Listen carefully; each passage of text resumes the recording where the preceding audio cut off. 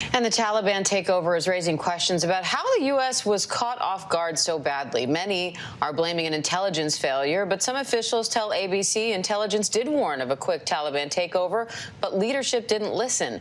So here with more on what happens next is Mick Mulroy, former Deputy Assistant Secretary of Defense for the Middle East. Mick, thanks for coming back on.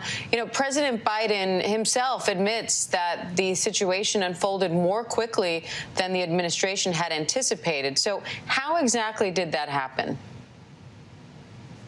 So to first, Dan, to address the issue of the intelligence failure, before I was at the Pentagon, I was the CIA officer for a career. So I am biased, but I can tell you that the intelligence community did predict that once the U.S. withdrew forces, that the Taliban would eventually take over the country and the government of Afghanistan would fall. So it happened quicker than I think most, including the intelligence community, expected. But to call this an intelligence failure, I don't think is accurate. The situation in Afghanistan is one that is, quite frankly, very difficult for many veterans. I've talked to many veterans in the last few days to understand. It is important to point out that 66,000 Afghan soldiers died fighting the Taliban in the last 20 years. So it isn't that they won't fight. They do fight. I know that personally from fighting right next to them. I think this was a combination of the U.S. Negotiating for its exit from the country at the exclusion of the Afghan government. It is a combination of creating an Afghan military that was modeled after our own. And quite frankly, it became reliant on things like close air support and logistical support via air, which we rely on.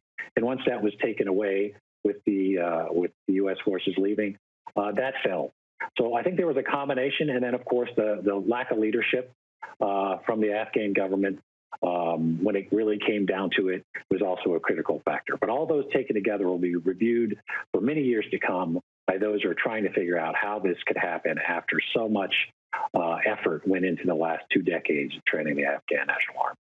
Now, one of the big concerns now, among the many, is that Afghanistan might now become a safe haven for terror groups, a hotbed for terror groups like al-Qaeda, like ISIS, to now grow and be able to launch perhaps attacks against the United States and other allies. So how concerned do you think we should be about that? And how do U.S. intelligence agencies now try to anticipate and get behind those threats?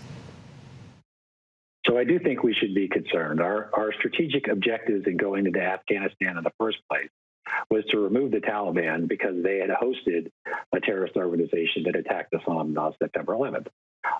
Those terrorist organizations are still in Afghanistan. You have al-Qaeda, and now you have ISIS.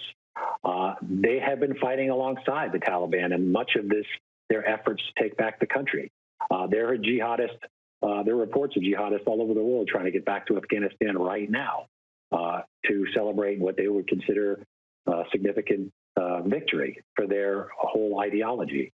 So I do think it's a big threat. And to your point on the intelligence collection, you're going to hear a lot of discussions on over the horizon, and we can do this from other countries, whether it be Kuwait or Qatar. Yes, we can fly planes there, but the problem is it doesn't help to have a plane overhead to drop ordnance on a target where you don't know what it is or where it is. So it does rely on human intelligence, which was through the networks we had developed on the ground for many, many years. That's all gone. We're not going to have any U.S. presence there. The Afghans that we did rely on to help us collect information are no longer in the government. Most of them are, running for their lives right now. So we are going to have a serious degradation of our ability to collect information, intelligence that we need to really even know what the threat picture is in Afghanistan, and to be able to then act on that with the military or other, efforts to actually mitigate it. But the intelligence picture itself will become much more murky now that we are essentially leaving the country completely. All right, former Deputy Assistant Secretary of Defense for the Middle East, Mick Mulroy. We appreciate your time, Mick. Thank you. Thank you. Hi, everyone. George Stephanopoulos here. Thanks for checking out the ABC News YouTube channel. If you'd like to get more videos, show highlights, and watch live event coverage, click on the right over here to subscribe to our channel. And don't forget to download the ABC News app for breaking news alerts. Thanks for watching.